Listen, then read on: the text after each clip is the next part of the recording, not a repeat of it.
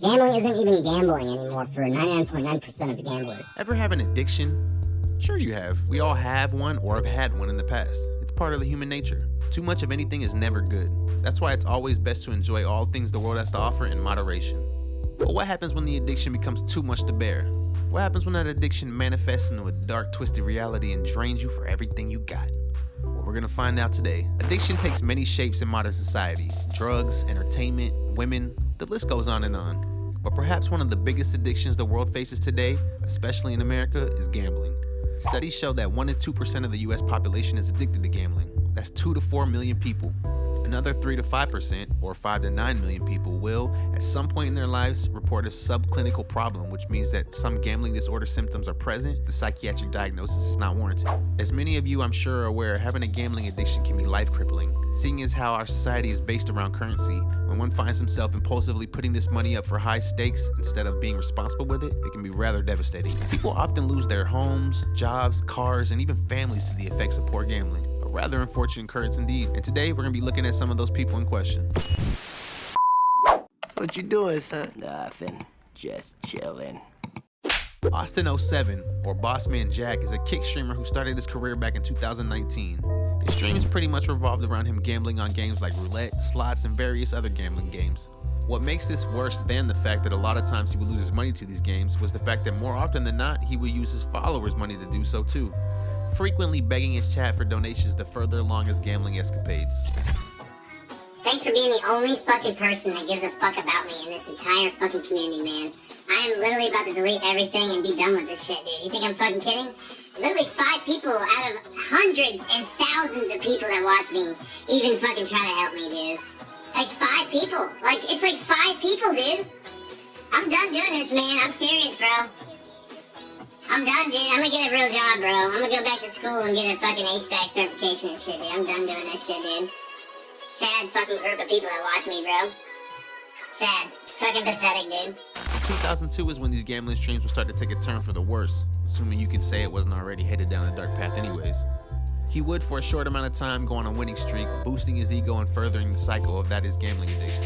But in true gambling fashion, he would more times than not lose, and not only would he lose, but he would lose everything. His streams began to take a darker turn as he would lose his money. He would go on tirades and yell and break things out of frustration. Not like that's not understandable, but that's just the nature of what it is. It was also noted that Austin, while on these gambling binges, would also binge other things as well. It would seem that our friend Austin had a bit of a drug problem. Austin was quite fond of the booger sugar. Ironic, since the nature of the drug has you on a short-lived amazing high, followed by a longer come down of self-loathing and shame. The two go hand in hand, really. Yo, Bro! Man, fuck, dude! Oh my god, bro! What a fucking scam, dude! Oh my fucking god, dude! I'm deleting everything, dude, right now. No! I lost it all!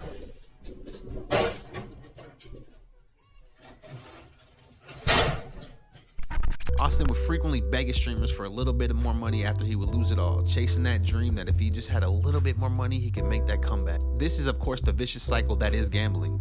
And the initial dopamine hits from the winning makes the player happy and eager to continue. But when inevitably comes all crashing down and they lose everything, there's always that small hope that just a tiny bit more money will bring them back into the green. This, of course, is usually never the case. This addiction would be further amplified due to the fact that his viewers would find pleasure in his downfall. Your mama, just enough to fuck your mom, packet. Shut the fuck up, jalapenos. Not the fucking time, bitch.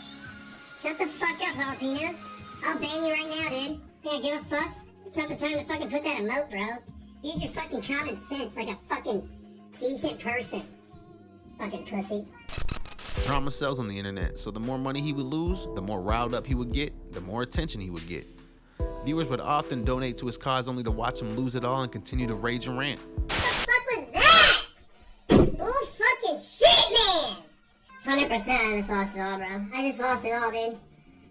Oh my fucking god, bro. Mazily, I hope you enjoy your band. Don't come back, you fucking vagina. This is a deadly combination, as while he was putting himself in extreme amounts of debt, he was also hurting his mental health by receiving attention from this. To lose money but get more attention and views because so. A vicious circle indeed. Another streamer who would find himself in similar situations as Bossman Jack is Trainwrecks TV. Trainwrecks TV is a Twitch streamer who, like Austin07, would stream himself to his large audience gambling away. distinguishing factor of Trainwreck TV though is that his stakes were much higher on his end. He would frequently be seen gambling extreme large amounts of money. We're talking millions here. He would also go on rather long gambling bids, sometimes going 30 to 48 hours straight of non-stop gambling. One particular stream in question would trump all others though. One night in 2022, Trainwreck TV was streaming like he usually does. This time though, unlike a lot of other times, it wasn't going so well. Well, that's an understatement. It was going extremely bad. Trainwreck would go up and down in his winnings all night, but it soon started to stray to the latter. After a while, he would start frequently losing all his deposits, so much in fact that on multiple occasions during the stream, he would deposit more money into the games as he would reach zero. At one point, he was down almost $7 million. Yes, you heard me correct, $7 million. Yikes. He would deposit, play for a couple hours with the normal spin being $1,000 bets or more, lose the deposit more money, and continue the cycle over. Only this time, like other times I'm sure, would not end well for the streamer. But not ending well is just a surface level statement. Not doing well for Trainwreck TV means that by the end of his stream, he had lost over $11 million gambled away. Ken's going to the second wild. Well, come on.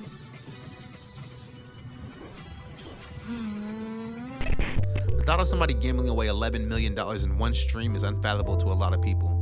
For a majority of the world, most people will never see that amount of money in their entire lives. And here goes a streamer essentially throwing this amount of money away in one night. To make it worse, he has nothing to show for it. What a shame. I get, like, I'm hitting like 2 mils, 3 mils, like, I get it, that shit's crazy, but with the way I play, that's child's play, okay? That's not it. It's not it. Like, I should be hitting 10, 15 mil hits minimum, 1 per stream with the way I play. Now, it's not like Trainwreck TV was hurting for money. He's an extremely popular streamer with, I'm sure, many brand deals and sources of income coming his way. But the magnitude of his loss is still major, to say the least. While many viewers love to watch these kind of streamers, it does beg the question, is this a healthy relationship? People like you or me watch these big-time streamers shovel massive amounts of money into these games, sometimes winning, giving the illusion that it's attainable for us as well. But anybody who knows anything about gambling, especially with games like slots, knows that the odds are usually always stacked against you. And more so than that, it usually takes less skill and a whole lot more luck to gain a net positive. Let's just hope for his sake he ends up finding a way out sooner than later before addiction grabs a hold of him and potentially loses everything. I've got to be the most unique, transparent. I've got to be the only one that does it how I do it. Even out of my friends that I know are good and solid, there's no one in this world, even billionaires, that do it how I do it. Maybe Dana White. Maybe him. I see him gambling with Aiden. It seems like he doesn't give a he's just there for the high. He'll go down 600K, he'll leave, come back. You understand? Like, he's not really interested. He's just getting the high. But other than that, I don't know who else will do what I do. You understand? Everyone else will be making sure they can, lock the deal in, withdraw as much as possible, boost their affiliates up to get, to make income passively, monthly, based off others' losses, shit like that. Like, I'm over here just burning through everything, you know what I'm saying? Getting advances, shit like that. So, I need to hit some wild shit. Well, that's it, guys. What do you think? Do you have faith these streamers will realize the error of their ways and make a break for it, or will they continue to gamble their hard-earned money as well as viewers' hard-earned money away? Let me know down in the comments. If you like this video, make sure to like and subscribe as I post weekly videos, and your support really helps a baby YouTuber like myself grow. I'll see you next week. Okay, bye.